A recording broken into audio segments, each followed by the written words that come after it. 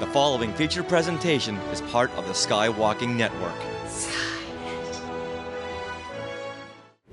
This is what you can look forward to on this Andor-tastic episode 512 of Skywalking Through Neverland. That dinner party scene, man. Okay, We'll get into it.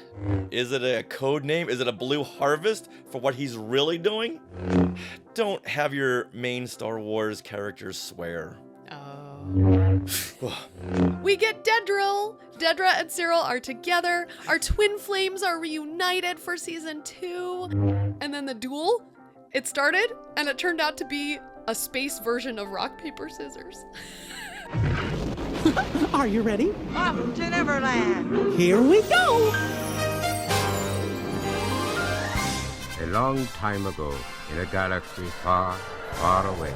To all who come to this happy place, welcome. Disneyland is your land. When I first made Star Wars, everybody in Hollywood said, well, this is a movie Disney should have made. You're more than just fans. You're family. Best day ever! It's about family, and that's what's so powerful about it. Hey. When you use a bird to write with, it's called tweeting. When we visit the world of Disney, we never grow old. It's a Peter Pan, Never Land that keeps us young in heart. This is Jedi Master Obi-Wan Kenobi, and you are skywalking through Neverland. I have a good feeling about this. Hey, Skywalkers! Andor is back! He is back! He and his friends are back in this all-new season, and do you think they're gonna kick back and enjoy this time before the events of Rogue One? Oh, I'm not sure about that. Or will we see the continuing fury of the evil, sadistic, and emotionally abusive behavior of a woman who has the power to turn a nice visit into the dinner from hell? Well, if that hasn't scared you away, then we want to welcome you back to Skywalking Through Neverland. I am Richard Woloski, and now everyone please say hello to my sweetie wife Sarah, who is very, very, very, very excited to talk about the dinner from hell. Yes, in fact, when we watched this scene in episode 3 of Andor season 2, all we could think was, we need to do like a whole episode on this one scene. You were like bouncing off the walls like Yoda in Attack of the Clones. You were so excited to talk about this. And we'll get to it. But for now, Skywalkers, we are your enthusiastic podcast destination for the many decades of your Star Wars, Disney, Marvel, and pop culture fandom. So it's time for your weekly Wookiee hug and your little sprinkle of pixie dust for our family of Skywalkers. How about a hug from Eedy? I don't think I want a hug from Eedy. No. Or Dedra. But perhaps I think Syril needs a hug. Oh, big time. Big time. Big time. From his mom, Eedy Karn. Oh, that's a fun name to say, Eedy Karn. It is, Eedy Karn. So, Richard, we always ask every week for people to subscribe to us on YouTube. So how many YouTube subscribers do we have this week? Well, we just went up a staggering 8 subscribers. Ooh. Like we've always said, 5 or 6 is good, but this week we went up 10 YouTube subscribers. So now we have 9,344. Woohoo!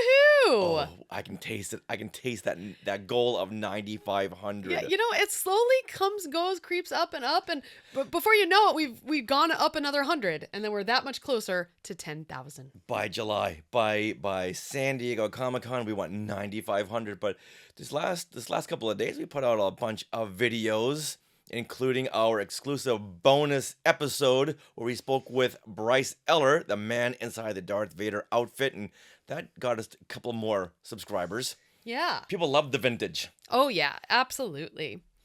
Okay, now coming up on this episode, we break down and review the first 3 Andor Season 2 episodes with a special focus on the dinner party from hell with Dedra, Syril, my favorite character, and his mom, the abusive and sloppy Eedy Karn.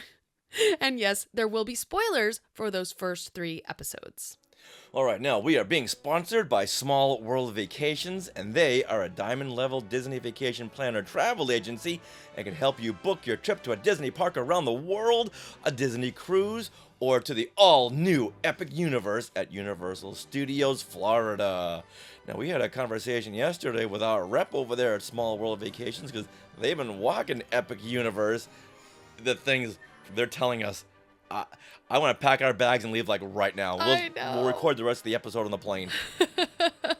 I just cannot wait to get there. Mm-hmm. And you can get there too. How do you do that? By contacting our friends over there at smallworldvacations.com, and they will give you a no obligation price quote. All you got to do is tell them Skywalking Through Neverland sent you. Now, we are recording this episode from Long Beach, California on April 21st, 2025. So, Richard, what happened today in Star Wars history? Well, 45 years ago today, on April the 21st, 1980, the Empire Strikes Back original motion picture soundtrack by John Williams was released. And speaking of Bryce Eller, do you see this picture of the cover to this soundtrack with Darth Vader? That's Bryce Eller. Oh my gosh. That's Bryce Eller wearing that helmet. How perfect. I know. Now, before the film's release, the album had already sold 3 million copies. And back in 1980, 3 million copies was a lot. Wow. And this came out almost a month before the film came out. Mm-hmm. Wow. Was there any spoiler tracks on the back? Yes, it did spoil Qui-Gon's death. Okay. And add a little asterisk. You may not know who Qui-Gon is for another 19 years. But when you get there, we're going to spoil it right here in 1980. Mm-hmm. Now, the soundtrack spends 18 weeks on Billboard's 200 list and peaks at the number 4 position on the week of July the 12th. Oh, number 4? What? I remember getting it on the day of release. Ooh. I begged my mom and dad, please, I've got to get this. I got to get this. And lo and behold, they wanted to make me happy. So they went and got the album. And I invited all my friends over to listen to The Empire Strikes Back. And all my friends thought, oh, wait a minute. Are we going to hear the actual film a month before the film's release? I had like 6 or 7 friends over. We all hunkered down. And I'm thinking, this is just the soundtrack, just the music. But that didn't connect with them. Okay. They didn't think soundtrack just means music. Oh. So I start to play it. You hear the main theme. We hear some of the John Williams scores. And at some point they go, this is the movie, right? Yeah, this is the music to the movie. They thought it was the actual, because... like the sound of the movie. Because like right dialogue. before this, we'd had hunkered down to listen to the Story of Star Wars record, which was the story of Star Wars. Our streaming service was this Story of Star Wars record. Got it. They all thought it was the actual dialogue, the actual story. Okay. They weren't as savvy as you. No. And I'm thinking, it says soundtrack right there. How funny. That is so weird. But I guess you guys were what, 10? We were 11? 10, yeah. And okay. But you know what? And I'm thinking, well, we have listened to the actual Star Wars soundtrack many times, just listening to that. So I thought everyone was on the same page. Okay. We were not. That is so funny. They didn't hold out for anything past like track 4. Okay. Well, I have a story about the Empire Strikes Back soundtrack with the green cover with Hoth and there's Luke on a tauntaun. That is the very first CD I ever picked up at my Tower Records in downtown Austin, Texas. And that had a great cover art. Yeah, I love that cover art. I was really drawn to that cover art. It was really, really neat. Mm-hmm. So I never had the album, though. The album of Empire Strikes Back. Oh, mine is just within reach. Within reach. But you know what? It's going to stay there because you know how I feel about you touching my vintage objects. Yes, I know. Can I have it? Nope. You know what? Why don't we just hold hands and continue with our discussion of Andor Season 2. There's a future here for those who dare.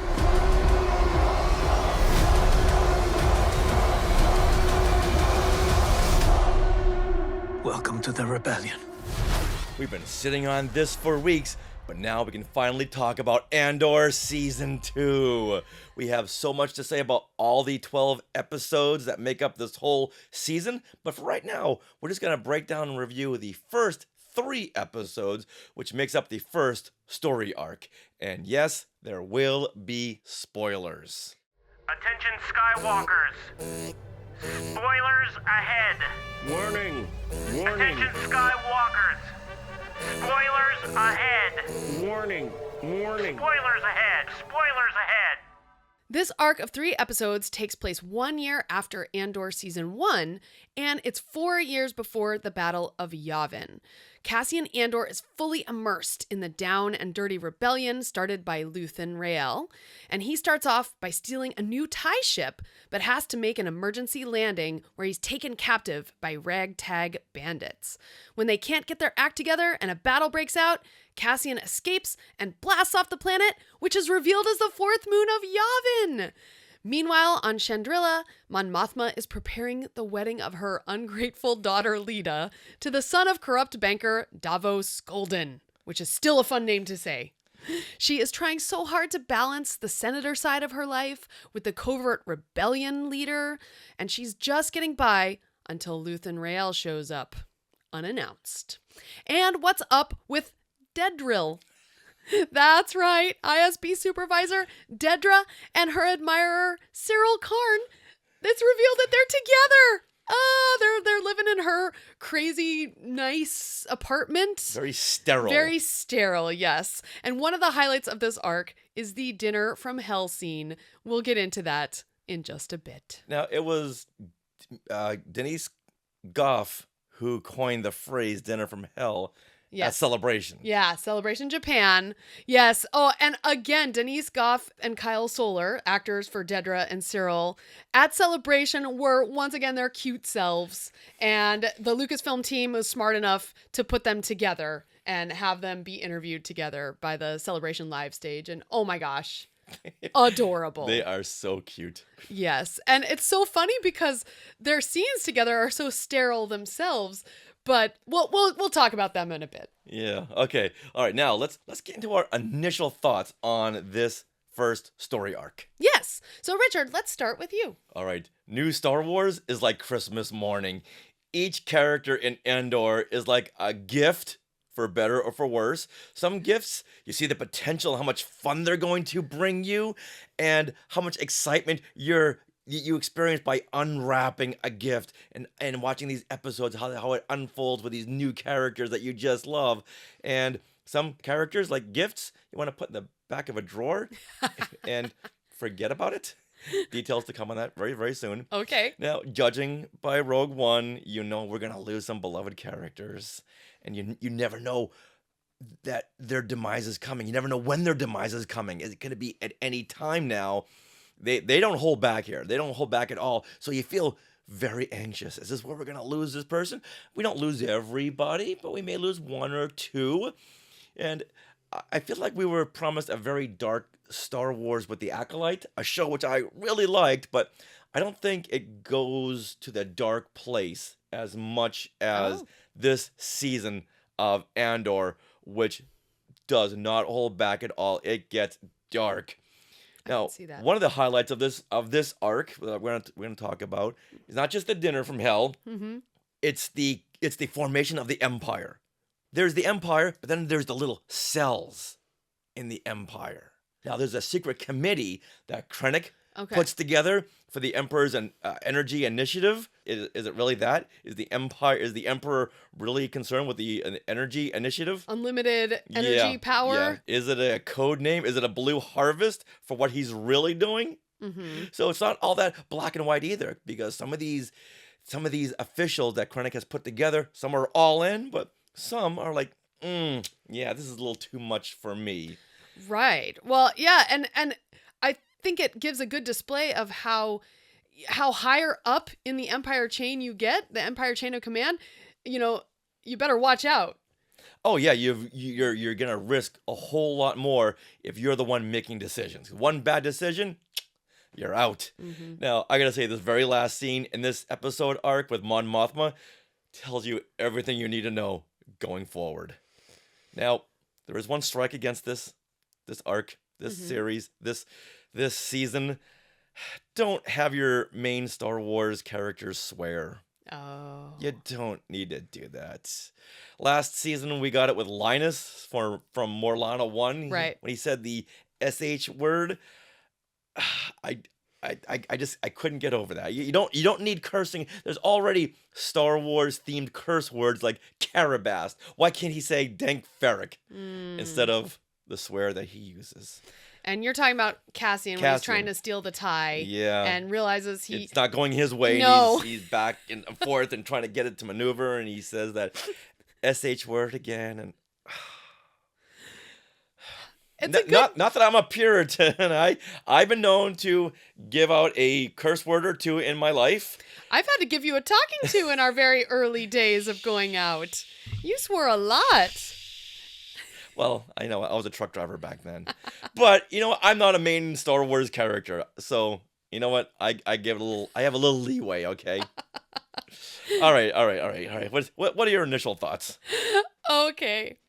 All right. Well, those are very good thoughts, Richard, and I have similar ones. So all the characters we fell in love with in season 1, they return, and we get to see their relationships grow and change, which is really what I love, and really only something that TV can do. Like in a movie, you can't develop these characters quite as much. And so I just love that. Now, Cassian stealing the TIE fighter at the beginning, that was a great showpiece to start, but then the series has to lay a lot of groundwork for the characters, so I feel like the rest of the first arc is on a little bit of a smaller scale. Now, that said, I am blown away once again by the set design and costumes. The wedding on Chandrila and Mon Mothma's ancestral home, they make the perfect backdrop to frame her in round doorways. And I mean, some of these shots literally took my breath away. They're so gorgeous. I find myself getting emotional, not from the content of what's happening in the scene, but just the beauty of the shot. Like, do you ever look at a painting and it's so beautiful that you want to cry? That's what I feel in a lot of these cases. The framing, and this continues throughout the entire season, especially with Mon Mothma. Like, a picture is worth 1,000 words. And there are some beautiful framed shots of that. And just look at what that framing is telling you in the story-wise. Like right now, you're framed in a very squared off door frame. Oh, yeah. Yeah, exactly. What does that say about me? I'm a square? It means that we can put you in a corner. Oh, I don't want to be in a corner. I know. So we gotta rearrange this backdrop we have right now and put you in a corner because no one puts my baby in a corner. I'm sorry I said that. That's okay. I'm sorry. That's all right. Okay, and then we get Dedra. Dedra and Syril are together. Our twin flames are reunited for season 2. And as they said at the Andor season 2 celebration panel, their relationship is strange. Lots of staring. And scowling. And there's one point where they like lean in for a kiss, but they don't kiss. They just kind of like touch cheeks or something. It's weird, and I adore it was the kind weirdness. It was kind of like this. Yeah. Oh yeah. And it's like even they didn't know what they were doing. They're like, oh. And at late. Well, okay, we're gonna get to some later arcs, and it gets even weirder. All right. I don't want to go here right about now, but I'm going to. Do you think they've been yes, intimate at this point? Well, from an arc coming up, I think so. But we can't say anything. No. Okay. But it's still not clear. We'll just say that. And finally, and we'll get into this a little further, but finally, I love the juxtaposition of all these giant galaxy-changing events and meetings, like, Krennic's meeting and stuff, next to these small human moments that really help you realize what these people are fighting for. This is season 2 in a nutshell, and it's a great mix of that. And it keeps everything grounded and real as well. Like, this is not a fairy tale. This is not your legend Star Wars. This is not your fairy tale Star Wars. This is your grounded, everyday, real Star Wars. Good way of putting that. All right, so now moving forward, let's go over this story arc high points from these first 3 episodes. Okay, so first of all, Cassian has infiltrated an Imperial base and he steals the new heavily armed TIE ship. What a great way to start off this new season, because this is a big, exciting scene. I'm gonna forget that he swore. Yeah. Yeah, okay. Now, get over it. This was like me trying to drive a stick shift for the first time. He gets in this new TIE ship, and it's a lot different from what he had suspected, because he had someone on the inside, right, feeding this rebel cell of Cassian and Luthen the schematics of this new TIE fighter. But now he gets in it, it's like, okay, this is a little bit different from what I expected, and he's trying to figure it out, and he's slamming against the walls, slamming against the ceiling, and so I was reminded of the time when I was trying to drive a stick shift and the car's bouncing off other cars. And where were you? Were you in a parking lot, I hope? That would have been a smart choice, but no. Oh, no. No. Whoops. Yeah, I created some damage that day. Uh-oh. And then all these stormtroopers barge in. They're starting to blast them. It was like the "stop that ship, blast them" scene from Star Wars. And the one stormtrooper with the big gun? The big cannon. The big bazooka. Yeah. Now, you'd think he would have set up not looking right directly at the TIE so the TIE could shoot him. Mm-hmm. But there was only so much room to move in that little hangar. Yeah. But do you think he hit Cassian in the TIE fighter with that big bazooka? Well, no. No, he missed. No. No, well, Cassian did swerve at the last second to avoid this torpedo. Yeah, he looked up at the right moment. Yeah. And needless to say, that trooper, he's not longing for this Earth anymore, or for that planet. I have to say that scene also, the sound design was incredible in this scene. Like the sounds of the ship powering up and the weapons powering up. I thought that was great. And when he was flying, I really want to hear the soundtrack by itself, because the sound design was turned up a lot and you couldn't hear the music as well. Well, you hear a lot of iconic TIE fighter sounds. Yes. Which really ties you into the Star Wars universe. Mm-hmm. All right, so I really loved this scene, but before we get to even the TIE fighter, you have Cassian in this opening scene of Andor Season 2, and that is with the Imperial defector. And she's the one who is setting Cassian up to steal this TIE ship. And she's scared. This is the first time she's made a turn, and she asks Cassian, is it worth it? And Cassian, he reassures her. He says, this makes it worth it. Your turn right here. You're coming home to yourself. And that is going to be a t-shirt. I know we always say that we're going to turn everything into a t-shirt, but this is going to be a t-shirt. What a poignant thing to say. It is such smart writing, because all last season was leading up to Cassian's eventual turn to the cause, like his full-on turn. Now he is giving the pep talk to someone who has had her own journey to this moment. She could have had a whole season talking about her story to this moment. And so I just feel like that's a fantastic way to open the show. It was very sad when she said, but I've had fun here in the I Empire. Know. Yeah. Like, wow. That's... Yeah. You know what I took away from that comment? The Empire has air conditioning. Yeah. Well, a lot of the places they go to, you can tell it's just dank and humid and hot. Yeah. We'll take this away. The Empire is very, very generous with their air conditioning. Absolutely.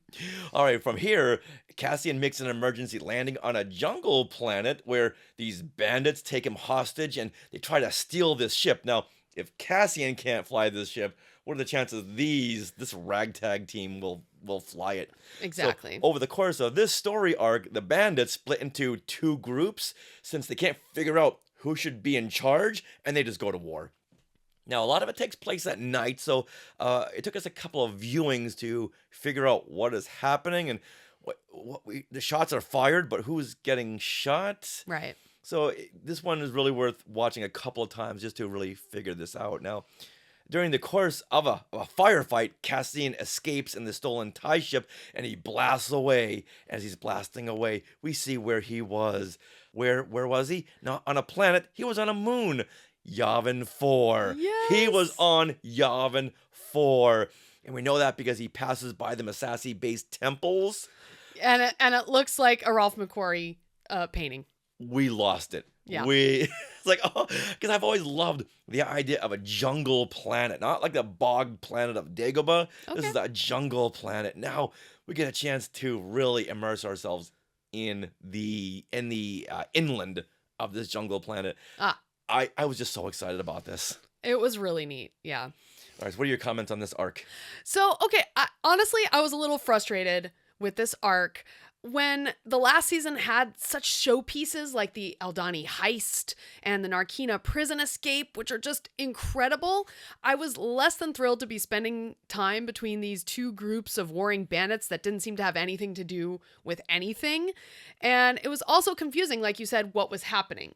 Like when the group split into factions, it's like, wait, was there a shot from behind them in the forest? It was confusing. So I wasn't so keen on this until Cassian blasted off away and we saw the reveal of Yavin. I was like, oh, that's why this matters. Yeah, you know? Well, like any series, they don't give you everything all at once. Right. That's the beauty of it. You get to build suspense and build this mystery. And when he finally blasts away and we do see that that's Yavin, okay, all's forgiven. Yeah. You know what? I'll even let those little swear things slide. Yeah, now that being, so like whenever we'd go to Chandrilla, because this would cut back and forth between all of these different arcs. So I'd be in Chandrilla and I'd be like, oh, I want to follow this wedding. And then it would cut back to the jungle. I'd be like, ugh.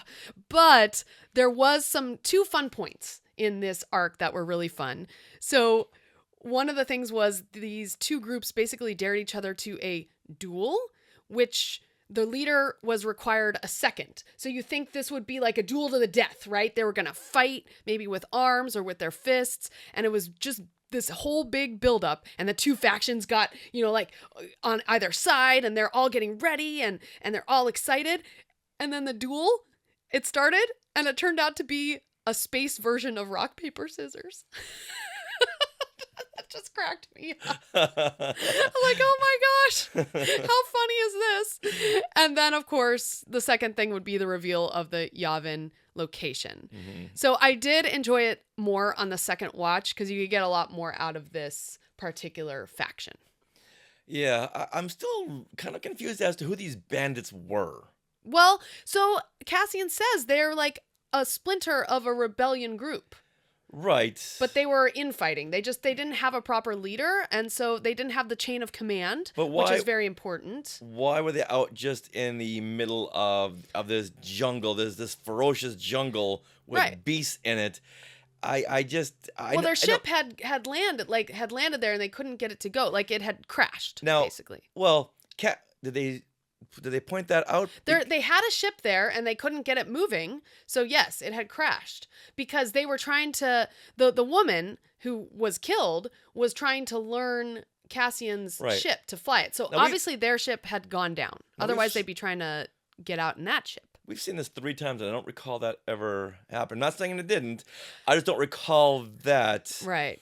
I don't know if it said it in the dialogue, but it must have been first thing when Cassian lands. Yeah, all right. I just never got an idea. And then I thought, oh, wait a minute. Was this part of a group that was part of the rebellion and the Masasi base? Were they some of the first tenants in these temples? No. But now Cassian landed there because he was going to meet another pilot who was going to take the ship away. Exactly. Take it on the next leg. You're right. Yeah. But these bandits didn't let that pilot survive. Right. Yeah. All right, so as you can tell, it's a little confusing, and I love the big creature. There's a big creature in this jungle who charges through the camp and takes a couple of bandits on his way out, and his big giant maw of a mouth. Yeah. It's like, how did you? We even slowed it down. It's like, oh boy, he grabs a couple of heads in his mouth, and yeah. And I was really hoping this was a creature we had seen maybe in a Marvel comic.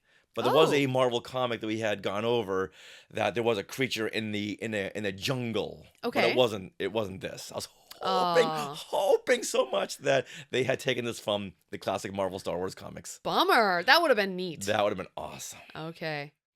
All right, now, meanwhile, Bix, Willman, Brasso, and B2 are on the wheat planet Mina Rao. They're working as farm mechanics, or as they call it, toolies. they hear word that the Empire is doing an audit of the planet, and they're looking for illegals and anyone who is undocumented. They're all undocumented, so this raises a lot of concern and anxiety, and they can't warn Cassian not to return because the Imperials have shut down all communications down there. Mm-hmm. So what are we gonna do? A lot of anxiety, a lot of tension in this arc here. And as the Imperials approach the farm where they're all working as toolies, Lieutenant Kroll takes an interest in Bix Colleen. Too much of an interest. And when he tries to make an unwelcome move on her, well, she fights back and he ends up unalived. Yep. That's how we won't get kicked off of any kind of live streams. You say unalived instead of dead. Why?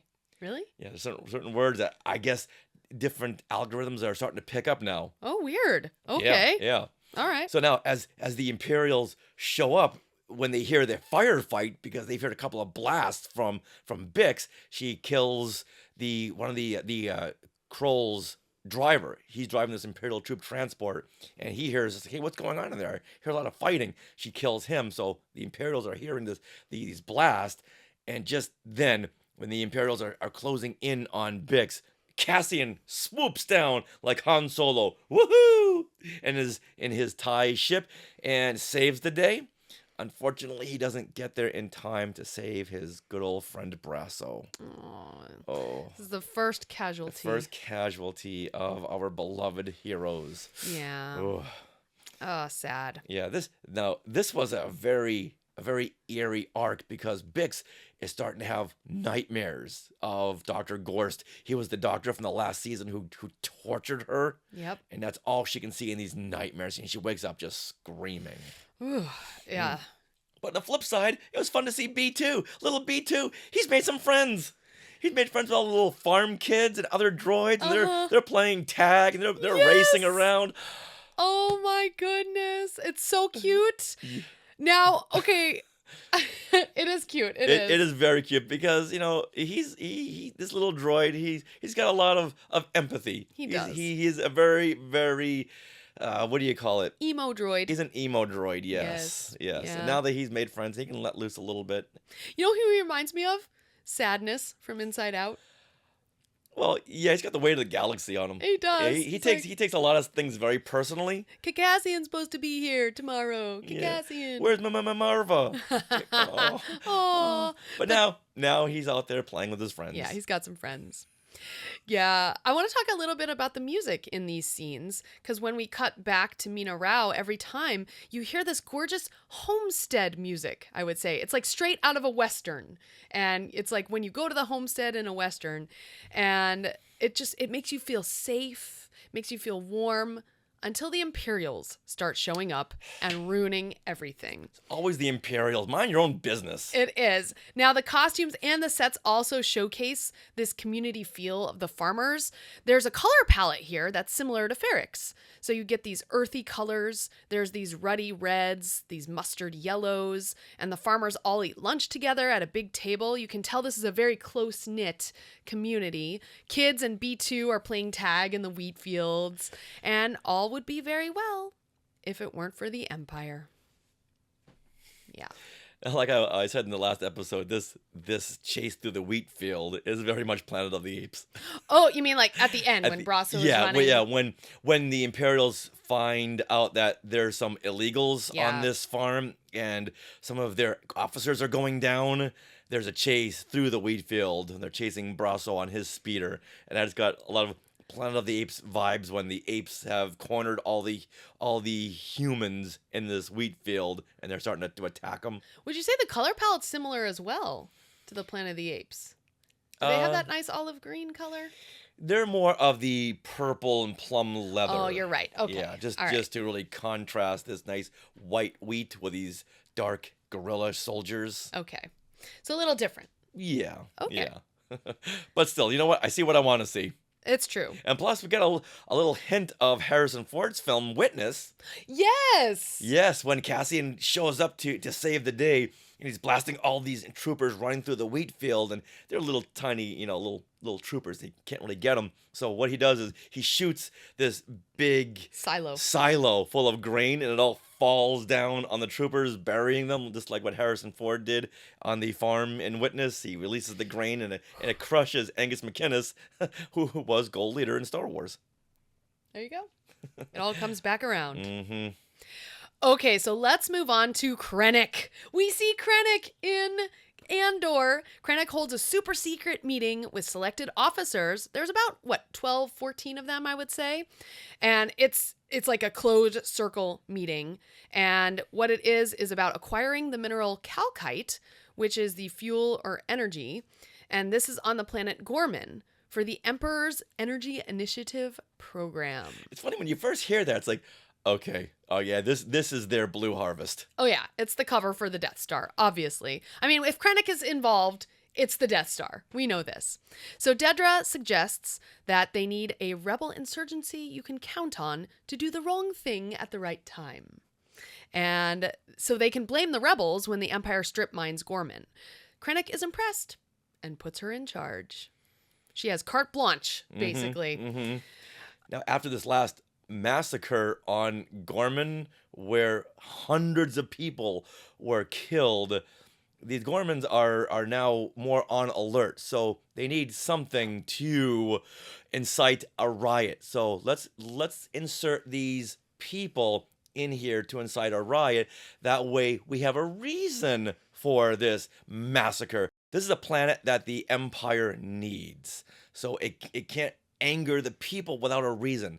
So having these rebels inserted into this protest, and if they cause a big disturbance, well, the Empire's got a reason to get in there and start blasting away. Mm-hmm. So they just need a reason. They need some scapegoats. And, exactly. And Dedra's like, I got your plan. I know what to do. Right. Yeah. They basically, if they're going to strip mine Gorman, they don't want the galaxy blaming the Empire for that. They want the galaxy blaming a rebel insurgency. These rebels, yes. Now, I was so excited to see more of this Shadow Collective as we go along, but this is pretty much the only scene we get of this meeting. Right. I love a good meeting scene. Now, this is kind of like what we saw in The Mandalorian with Moff Gideon and Pelion from the Heir to the Empire book. And they're they're all discussing Project Necromancer. Right. You're right. Yeah, the higher heads are discussing super secret projects. Can I just say, I love the fact that in this meeting, they have the main roundtable meeting, and then everyone goes off to have their snacks and discuss. And it's this show of excess. Like, it's very beautiful food and things that they obviously spared no expense. It's a nice banquet layout. Exactly. And it just shows the excess of the Empire at this point, as opposed to little places like Mina Rao, where they're having a communal food. And I love the triangle fireplace. Oh. It was very much in the shape of Darth Vader's grill. Wow. With a fire blazing inside. See, I didn't notice that. But yeah, everything tells a story in these scenes. And also, I want to go back to something that Tony Gilroy said at Star Wars Celebration Japan. He said that Andor Season 2 is about community and the destruction of community. And I feel like the costume design really helps show you the different communities of the galaxy. We just talked about Mina Rao. We're going to come on Gorman. Gorman's going to have a community and different costumes there. And the Chandrillans, who are all in these beautiful pastels and blues and just very wealthy looking robes. And it looks like the Empire allows the wealthier communities like Chandrilla to keep their culture, but places like Ferrix, they control or try to destroy by imposing their rules. So this meeting with Krennic really shows us how the Empire is doing this from their perspective, which is one of the cool things about Andor that we really get is we get the Empire's perspective on all this. For better or for worse. Yeah. In this Shadow Collective, we also see Major Partagaz. Yes! Oh, I love this guy so much. He is a great mentor and leader. I'm so happy to see him within this group and him being the very fatherly type. He's a very fatherly but tough character. He's that professor that you want to impress, that he's very tough, but if you impress him, you know you've done a really good job. And he is a good mentor. He's been a great mentor to Dedra. Yeah. And I love how these two are working together within this collective unit. I was kind of hoping to see Tag or Madi in this group. Oh, that would be neat. That would be fantastic. Spoiler, we do not see them. All right, now let's talk about Chandrila. Yay!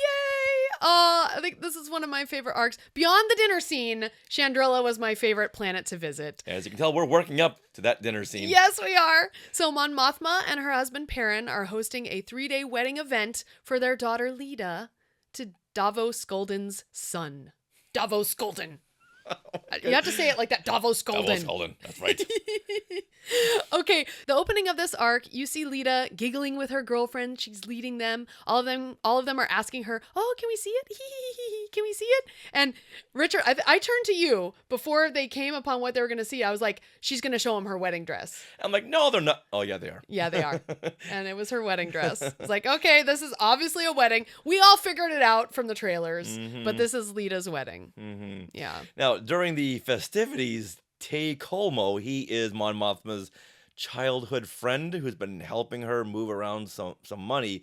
He tells Mon that he's very unhappy with their hiding money arrangements because he just wants more appreciation. Everyone is getting their due, but he's kind of being left in the background, and he doesn't want that. Well, also the rebellion is hurting his investments. Remember, he mentioned that. Yes, a lot of his business are going under because of these rebel insurgencies in the Empire taking more control and watching more and more doings of the galaxy, which has put him out of business. Now, Luthen, who has weaseled his way into the wedding guest list, sees what's happening with Tay and like, okay, this guy's gonna be trouble, and he knows too much. He knows too much, and he knows what has to be done with him. Yes. Now, in the end, Luthen has Cinta. She's that cold-blooded killer from the first season. She returns. So when you see her, do you expect that there's going to be good things to come? No, she poses as Tay's driver to take him home. Yes. Do you think he ever arrived at home? I don't think he ever did. No, I don't think so. She's an assassin. Yes. Mm-hmm. And Vel, who, Vel and Cinta were lovers, sees her. Yes. And she knows what's up. So just the look on Vel's face as she sees Cinta get into that speeder and drive off. Yeah, she knows that this guy better have his affairs in order. Mm-hmm. So what do you think of that, Richard? Oh, this is a very tense sequence since we know how much drama Mon Mothma is going through at home with Leda. And then Perrin, just an annoyance, and she's also trying to start this rebellion. She's got so much she's juggling, and you can see her being pulled in every single direction in this sequence. Well, you say she's pulled in different directions. The very first opening shot of Chandrila, where it's following Mon Mothma, and people are trying to park for the wedding, and she's having to deal with all these issues, that is one single shot.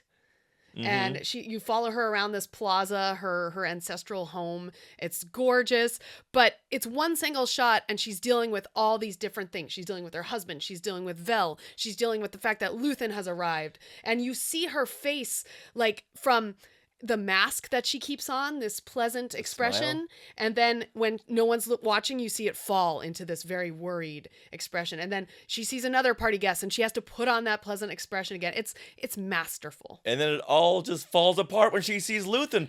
What are you doing here? Who invited you? But he's the Luthen, the Antiquities gallery owner. So he's fun, he's flamboyant, and he's happy. And she's like, okay, now I know what Luthen we're dealing with here.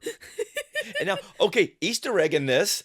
Look out for Erskine, who is Mon Mothma's assistant. He makes an appearance in the Star Wars Rebels episode Secret Cargo. Yes! And in Secret Cargo, he's wearing the Rebel officer's uniform. And here in this episode, he's wearing the nice Chandrilan outfit. Mm-hmm. But that is the guy from Star Wars Rebels. It's so cool. And when we watched that episode, we were like, it's what's his name? Erskine. What a funny name. Yeah. Also, of course, Mon Mothma is dealing with the fact that her daughter is getting married. And you think that would excite her? Her daughter, well... Yeah, get out of the house, yeah. go, bye. Well, she's very concerned. I mean, her daughter's, 15? She's Yep. getting married so young. It's exactly what happened with Mon Mothma, and she hasn't had the best marriage, so she wanted more for her daughter. And the end of episode 1, Mon Mothma is interrupted when talking with Tay about his issues by the news that Leda and her fiancé have had their first fight. And so the episode ends with Mon consoling her daughter because she's upset that her fiance won't hold her hand. Oh, can I just say this really got me. It's such a sweet, relatable moment. And again, this is one of those moments that really ground the series in reality, because you have this moment juxtaposed with this galaxy-altering scene of Krennic's energy program summit that's going to change the world, change the galaxy, and yet Mon is here. She's trying to lead a rebellion, but it's time for her to console her daughter. And she's telling her daughter, here, hold my beer. Do you want to hear about some troubles? Do you want to hear about some problems? I can tell you about problems. You think this 14-year-old kid who won't hold your hand is a problem? Well, sit down. We're going to talk, okay? And this Lita, oh boy. I just... She's a teenager. I don't like teen angsty characters. And every series that you see now always has gotta have that teen angsty character, which when they turn on their parents and they're just so cruel to their parents, I just can't take that in. I just hate that kind of behavior. And I know this actress who plays Lita is doing a great job because she's making us want to hate her. Do you hate her as much as I do? No, because I was a teenager once. Now, I was not that mean. I would actually snap at my mom, and like the next minute I'd be like, I'm sorry, Mom. Because you just can't control these emotions that are flowing through you. Mm-hmm. So you snap, but then you realize what you did. And so I was never that angsty. I would have moments of angst. And what about you? I know it's all. I never did that. No. My sister, on the other hand, she would put Lita in her place. Oh no! Lita would say, "You wanna calm down with this behavior." And I was never that way. I was the yin to my sister's yang. Okay. I had to balance things out. You were the good son? I was the very good son. Aww. Very, very well behaved. Okay. Now, I'm going to go back to Luthen. He is there because Davos Skulden had invited him because Luthen was delivering a wedding gift. Yes. And this wedding gift was a Shandy Merle. Now, this is a temple figure about 12 feet tall, and this figure is one of 12 that were stolen 25,000 years ago. And here is one of them. And they were stolen from the planet of Chandrila by pirates or something. Mm-hmm. And this is only one left, and it's back on Chandrila. And it's just like, wait a minute, it's gonna go with Lita? Yeah. Can you not give her like a salad bowl? All the wedding guests are like, well, this costs more than this whole palace right here. Yeah, that we're you could fund a whole planet or a rebellion with the cost of this Shandy Merle. And this looks like one of those high priestesses that Yoda faced in the Clone Wars. It does. It really does. Yeah, very ethereal. All those YouTube video people are going to be all crazy. over that. Yes. Just know that this is going to go to Lita and her future husband, Steklin. Oh, yeah, Stekken. Yeah, Stekken. That's okay. They're hard. Yeah. Okay. Davos Skulden. Stekken, run. No wonder he doesn't want to hold her hand. He wants nothing to do with this girl. No. Also, that just reminded me a little bit about the community here on Chandrila. Again, we're building up this community feel with all of these round circles. So you have the round compound that Mon Mothma lives in, the rounded doorways, rounded archways. They're beautiful, and I just love that. You notice that the doorways in Dedra's apartment, they're not squared and they're not round. They're rectangular with rounded edges. Ooh. So that shows you a little bit about her character. Yeah. Yeah, you can't put her in a box, but yet she's in a circle where there are no corners for her to hide. She's out there. She is what she is. You get what you get, and you don't get upset by Dedra Meero. Okay, a thought had flitted away, and now it just came back about Chandrila.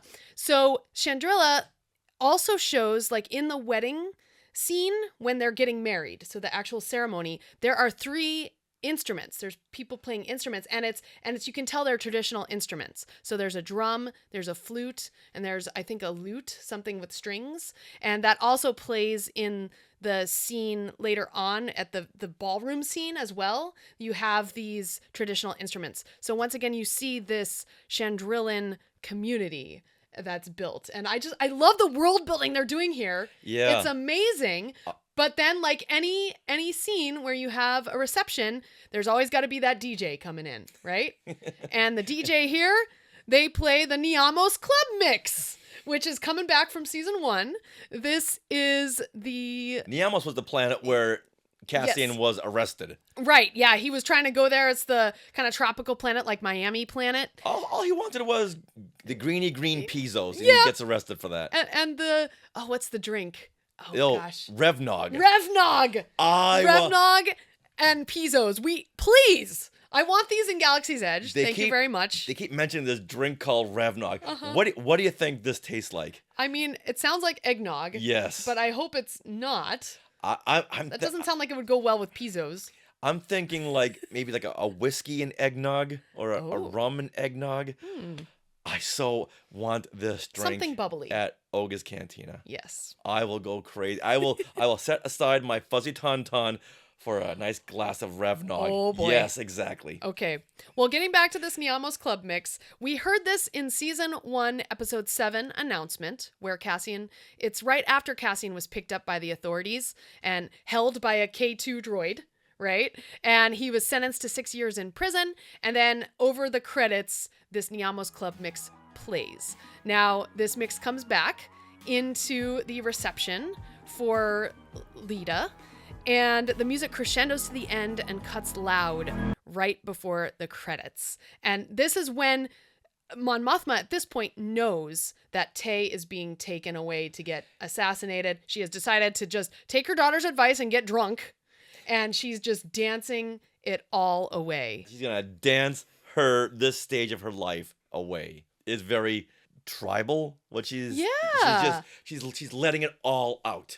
Very frenetic. She's letting all this energy out. And there's there's a fun shot of Perrin, her husband, looking at her from across the ballroom, noticing how just like crazy she is. This is not the Mon Mothma I know. Yeah, she's not buttoned up. Yeah.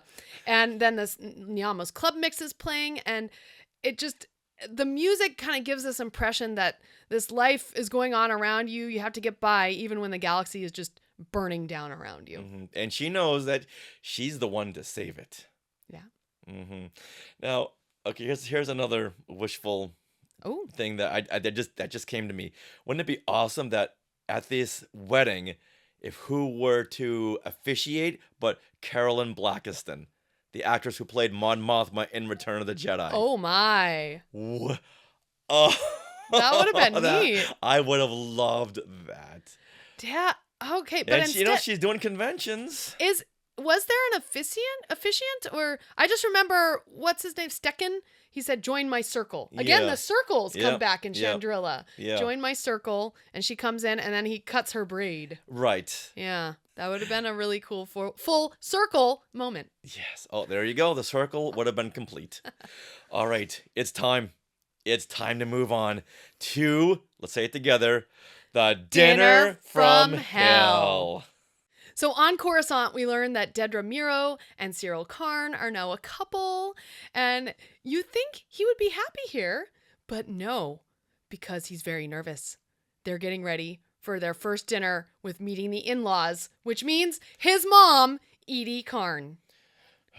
I just got a shiver down my spine. Yes. And Dedra sees how Eedy treats him like a child with no respect, and how mad and frustrated this makes him. He just can't break out of this shell because that's how she's been treating him his whole life.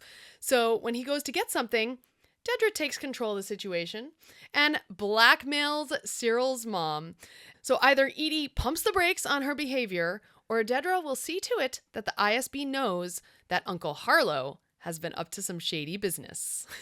And Uncle Harlow, he's way up there in how she manipulates Syril. But Dedra's been doing some homework. Yep. Like, let me look up on this Harlow guy. Oh, I bet you don't want me to reveal this information on him. Mm-hmm. Oh, yeah. ISB has dirt on everyone. Yeah. Okay, now for the scene. Imagine the most tense dinner scene ever. Well, before we get into that, can we talk about the lead up to this scene? Sure. Okay, so when getting ready for this scene, and at first, I love how they did this in the episodes. We don't know what they're getting ready for. Dedra and Syril are kind of nervous. You can tell that they're worried about something. And Dedra is choosing between a white or a black outfit when getting ready for this meeting. She chooses black, and she's looking in the mirror, and she exhibits the most bone-chilling smile you have ever seen as she prepares for Eedy. You wouldn't think that the words smile and Dedra could go together in the same sentence. It was so creepy. It was so creepy. If you look right over here, right over there, on our border of this frame here, you see that scowl by Dedra? Oh, yes. That's how she looks 99.9% of the time. Yeah, now this scene, even the colors here are telling a story. So right before Eedy arrives, Dedra is in her black. Syril is in this gray. The apartment is stark white. And very, then, very THX. yes, and then Eedy comes in. And she's in this bright, garish orange. Her coat is even oranger. And the costume design just matches the characters' relationships to each other. One of these pieces just doesn't fit in. And it's Eedy. It's you, Eedy. We're all looking at you, Eedy. Yeah. So let's start out this scene. All right. Now, I think Syril would rather go up against Darth Vader and call him Anakin to his face than face his mother. Now, this is a case of Eedy having so much control issues, and she needs to control every part of her grown son's life. Now that he's here with another woman, yeah, this is competition. And since she didn't take part in this, like the way that she had gotten Syril a job at Uncle Harlow's facility. Yeah, so she had nothing to do with this, so she's coming in hot. She's coming into the scene very, very hot. And she's going to use her passive-aggressive nature to take him down in front of his girlfriend? His special friend? Yeah. It really is. She's very passive-aggressive, and she's got so many control issues that I don't think she knows how to handle. I think she's very aware of them, but she doesn't know how to keep them in check. Like, how many girlfriends do you think Syril has had? One. Yeah. I don't think he's had any girlfriends because he's got this mommy issues in his life. Makes it very hard for him. Now, not only does she emotionally abuse him in front of Dedra, she makes a mess while eating. She's slopping all over the place, and Syril's like, hey, let me help you with that. And she just comes at him with more garbage. And if Darth Vader were eating here with these people, he would say, Eedy, reel it in. Reel it in. Can I make a point about the editing for this episode? So at one point, we're getting to the beginning of the dinner party scene, and it's interrupted by beep, beep, beep. And then the scene cuts. It cuts to Clea and the office, and there's a beep, beep, beeping on her on the communication device. Yeah. Well, to get back into this dinner scene, we're at Chandrilla, and all of a sudden we hear this chop, chop, chop, chop, chop, chop. And then it cuts to Eedy, who is chop, chop, chopping her food very, very loudly. Dedra's face looking even more disgusted. She's very annoyed. Than you think she could look. So she's emotionally abusive. Yes. She's making a mess. Yep. And she's very, very annoyingly loud by, when someone just gets to the fork or spoon and just taps at the food and the plate. So all I hear is chop, chop, chop, chop, chop, tap, tap, tap, tap, tap, tap, tap, tap, tap, tap. Yep. And I looked at Richard and I said, it's you. And we had to pause it and we laughed for about 5 minutes because you just don't like when people are loud with their food. Whether you're chewing loudly or just you're trying to talk to someone, all you hear is someone just moving around their food and just hitting the bottom of the plate and scraping. We could relate. This is another of those relatable moments. Yes, you're very hyper aware. I'm hyper vigilant of eating noises. Now, during this dinner scene, she is just digging into Syril, just whatever she can throw at him at this moment, just to let everyone know, to let this ISB agent know that she's in control. She wants to just do whatever she can because of these control issues and say, I can say whatever I want because I'm Cyril's mom. I'm the most important woman in this room. She just unloads. and she tells a story about Syril's dad. Yes. That So this scene is masterful because Yes. we learn backstory for both these characters. Yes, Syril's dad he wanted to be an adventurer, and one day he adventures his way out of the homestead and left. And I think this is what really sets Eedy off. So now is Eedy, is she blaming Syril for the father leaving? Oh. Because she can't blame herself. She's got to externalize everything. She can't internalize. Maybe I was emotionally abusive to this guy, and that's why he left. But I think she's externalizing and blaming Syril because the dad left, and say, hey, you know what? You've always had these higher ambitions, and you let it rub off on your dad. That's why he left. And I think she's blaming him. That's why she's putting him through this dinner from hell, this life of hell. Even in the last season, she has been just so abusive. Mm-hmm. Yeah, I think it all comes down to this. She blames Syril because the dad left. Wow. I didn't read that into the scene, but I can see how that would definitely work. Well, in this day and age where everyone's got to externalize, Right. I didn't get this because of you. This happened because of you. No one can ever say, oh, you know what? Maybe I didn't get this promotion. I didn't get this job or whatever because something else. Something else happened. You got to externalize everything. It was your fault, your fault, your fault. Not like, oh, I didn't work as hard as I should have. That's why I didn't get this thing. Mm-hmm. Well, we also learn about Dedra's childhood. Oh, yeah. And that she was brought up in an Imperial Kinderblock because her parents were apparently rebels who died when she was 3.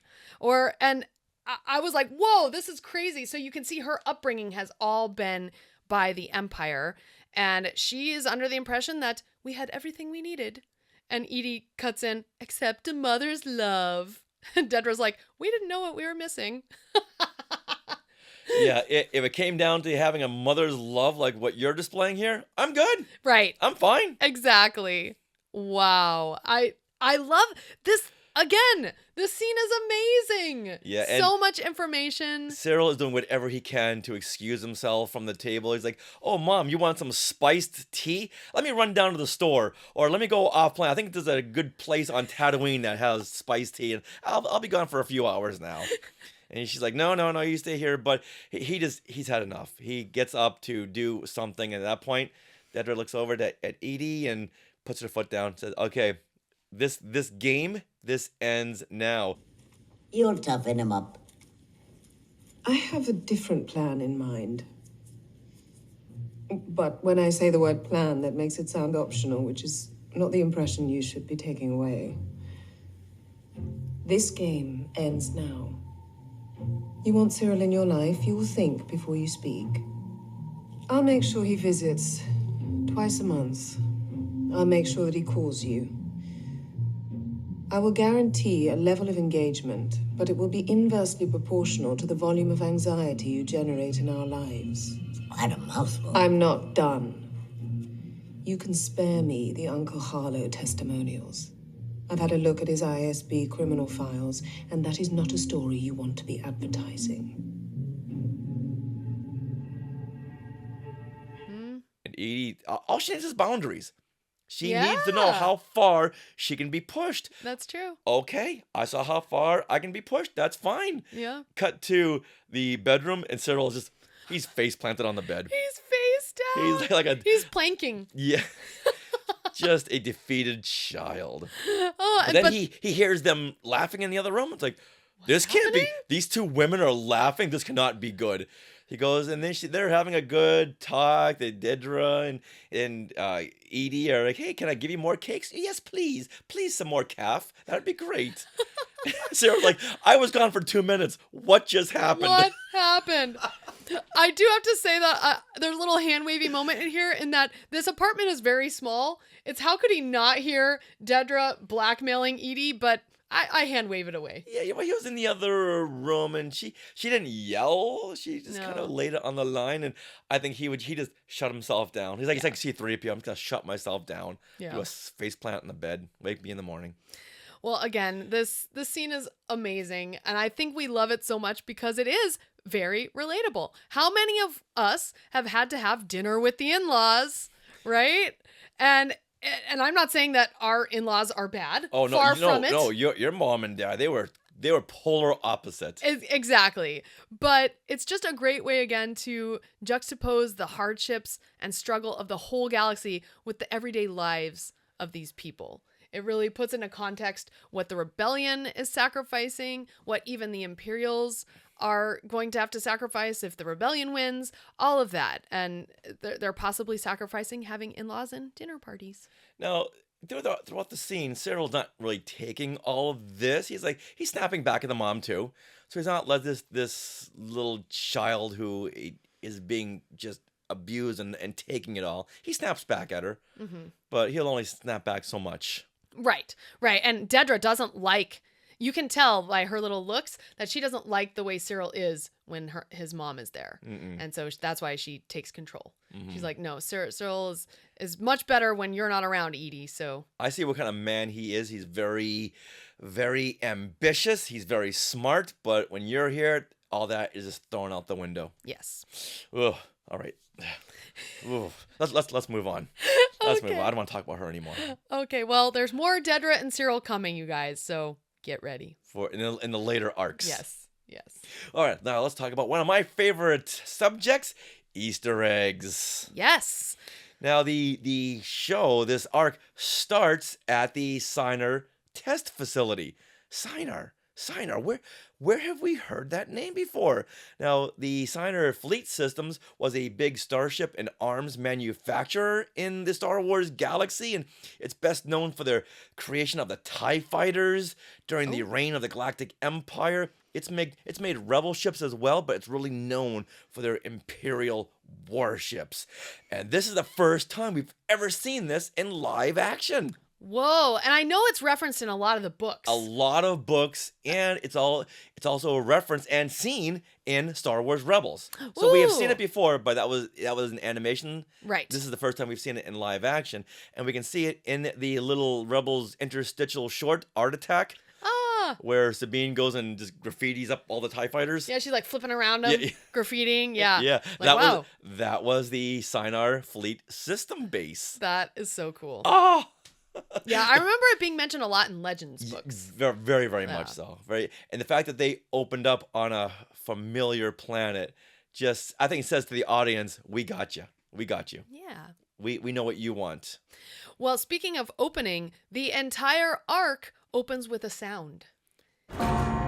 Yes, it's a gong. It's the Ferrix Anvil Gong. That is what it's called in the captions, in the closed captions. Ferrix Anvil Gong. Now, did anyone walk around Celebration with like this big slab and just gonging? That would be a really cool cosplay. Jeff Caffrey. Yep. Jeff Caffrey, we're looking at you. Last time we gave Jeff Caffrey a challenge of being Freddie Mercury sitting on the shoulders of Darth Vader. He did it. So Jeff Caffrey, your next convention, we want to see you as the Anvil, the Ferrix Gonger. Yeah, you need to be that guy. Well, the Ferrix Anvil Gong begins this season and every 3-episode arc. It marks a year of time. And it's a way to bridge the first season with this one. And it helps us remember where Cassian's rebellion began on Ferrix. Now, for the workers on Ferrix, that sound meant the beginning and the end of their workday, but I feel like this is also a call to story time, if you will. We talked about this in our Tales of the Jedi discussion, in which each episode began with a gong sound. It signifies the beginning of a ritual or a call to gather. So we are all gathered here, hearing that gong, to hear the story of Andor. Nice. Yeah. It's a very iconic sound. It really is. It reminds me of the Iron Man.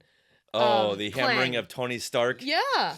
Building his Iron Man outfit. Which is what ends Endgame. You hear that sound at the end. So it's the beginning and the end of stories. Awesome. Speaking of iconic images and sounds, there's an iconic image on Mina Rao. This is the wheat planet. When they're all sitting together having lunch, there's a little girl next to Bix who's got a little marionette toy, and that marionette is a Scout Walker. It's an ATST. Oh my goodness! Which I love that imagery, but why have a toy of an Imperial battles tank? Yeah, they did that in Rogue One as well. Remember, she had a toy of a stormtrooper? Stormtrooper, yeah. Jin Erso, as a 9-year-old or something, had a stormtrooper toy. Yeah, so I found that odd, seeing where they had just come from Ferrix, where the Empire had come in and just decimated. And I would like to have seen Bix turn around to that little toy and just take it and crush it. And say, you know what? You go play with B2, okay? I'll gift you B2. Let me crush this ATST marionette. But you know where we're going to see those next? Galaxy's Edge. Oh, yes. Yeah, and when B2 was running around with his new friends, there's a little girl, and she's holding a Chewbacca toy crossbow. Oh, wow. Yeah, this little toy of Chewbacca's very iconic crossbow. So it's not Chewbacca, it's just the crossbow. No, it's like a little, her little toy that she had made. Aw, that's so cute. I love that. Well, those were all the Easter eggs we made note of. But Skywalkers, if you found any more, let us know. Also, but there's tons of Easter eggs coming up in the following arcs. Yes, tons. Yeah. Keep a lookout, Skywalkers. Well, what a fun discussion on this first arc. We have seen this first arc 2 times through, 2.5 times really, and we have been just dying to talk about it. So thank you, Skywalkers, for letting us get this out. Mm-hmm.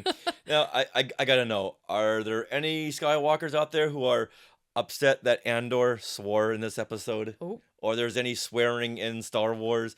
Are there any Eedy or Lita fans out there? Oh. If there are, shame on you. Oh, come on. So leave your comments in this show's social media post. We want to know who you are.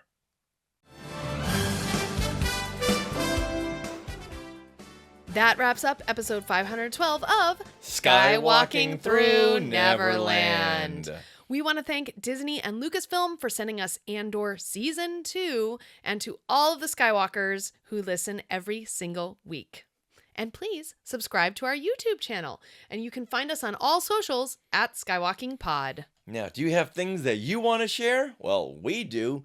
And every Monday night at 6 p.m. Pacific time, we go live on YouTube and other social media platforms with our show, Things We Want to Share. That's where we come on, we share what we've done that week. We let the Skywalkers come on, share what they've done that week. And if they want to share something in their collection, please go ahead and show us. We want to see. This is not just our show, it's your show as well. Are you interested in our books? Well, autographed copies of Today in Star Wars History, Parts 1 and 2, plus the workbook, Skywalking Through My Fandom, are available now from skywalkingthroughneverland.com/book. Now, do you want to support Skywalking Through Neverland in other ways? Well, consider supporting us through the Skywalking Force, which is our Patreon. The Skywalking Force has access to bonus content in the form of our Zoom and StreamYard discussions on the past Disney Plus shows. We're going to be working on Andor Season 2 coming up. You don't want to miss that. As you can tell, there's lots of things to say. And you'll get a coupon code to use on our books and our upcoming books. Yeah, so head to skywalkingforce.com. Have a look at the options available. Some options you can choose to purchase some bonus content just by itself. You don't have to become a member. You just purchase that bonus content on its own. And thank you to those of you who are already part of the Skywalking Force. Now, we want to thank our sponsor once again, Small World Vacations, for their continued support. Thinking of a trip to a Disney park, a Disney cruise, or the Universal Studios theme parks, or all three, all the above? Well, you can fill out a Get a Quote form at smallworldvacations.com today. Their vacation planning service is free of charge. So check them out and tell them Skywalking Through Neverland sent you. We are part of the Skywalking Network. Where you can find other great shows like Talking Apes, Star Warsologies, the Max Effects Podcast, the Neverland Clubhouse, Totally Tell Me Everything, and the YouTube shows Collectopolis and Today in Star Wars History. Now, don't forget to stick around for bloopers and other fun bits that didn't make it into the show. And always remember to leave your poor son alone, Eedy. And Neverland on Alderaan. Or a Coruscant dinner party.